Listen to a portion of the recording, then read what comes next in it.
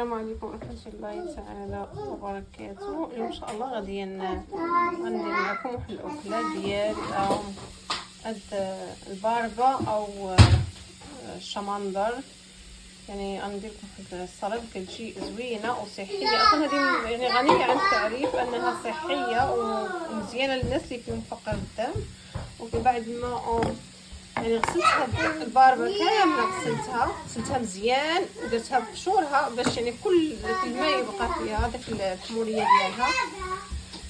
انا سلقتها وغنكملوا نوريكم. وكذا بعد ما سلقنا هاد الباربه غنحاولوا نقشروها، غنحيدوا من هاد الماء، نحتفظوا بالماء ديالها حيت هو راه مفيد، وغادي نقشروها ونكملوا بها الوصفه.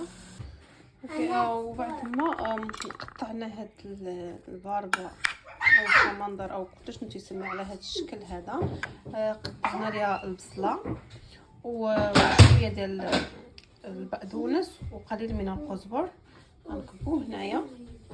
بعد ما كنا هاد المكونات دابا غادي نزيدو ليه شويه د الملحه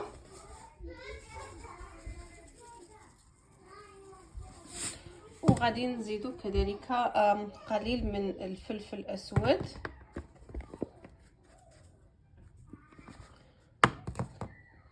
وغنزيدو ليه زيت الزيتون. يعني راه تجي معاها زيت الزيتون ماشي زيت المائده، يعني من الاحسن عندكم زيت الزيتون احسن. دونك دابا غادي نقلب هاد السلطه هذه، راها مهمه بزاف. هاد السلطه يعني صحيه، هاد الباربه او الشمندر او البنغر يعني كلش شنو تيسميها. المهم هي راه باينه في الصوره شنو هي سميتها. راها صحيه بزاف، خصوصا الناس اللي عندهم فقر الدم. يعني بقاو يحاولوا يتناولوها بزاف، وراه عندها فوائد. يعني واخا نبقى نهضر عليها النهار كله ما غنمكنش نذكر دوك الفوائد كامله ديالها اللي مزيانه للصحه ديالنا. يعني حاولوا تدخلوها في الغداء ديالكم. كتجي هاد السلطه كتجي زوينه. وعلى فكره انا الماء ديالها باقا محتفظه به، انا غادي نصايب منه شوربه حتى هو. وهذا الماء ديال سميتو اللي سلقت فيه هذيك الباربه، شفتوا؟ يعني احتفظوا به ما تلوحوش. غنزيد فيه شويه د الملحه قليل، وغنزيد فيه كذلك قليل من الفلفل الاسود.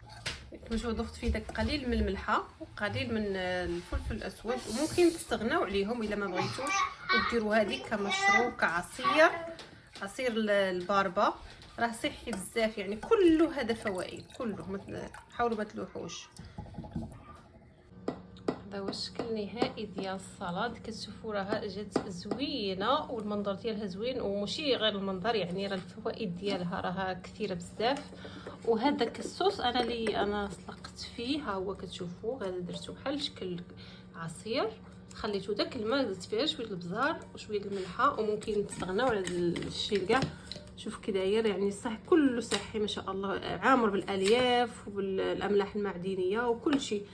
يعني هذه متكامله بالنسبه للناس اللي تعانوا من فقر الدم ومن مشاكل صحيه. هذا راه مفيد بزاف للذات ديالنا. نتمنى تجربوها ان شاء الله، ما تستغناوش على هذه الوصفه من الاطباق ديالكم اليوميه. راها مفيده بزاف. يلا وبركه الله، نتوكلوا على الله.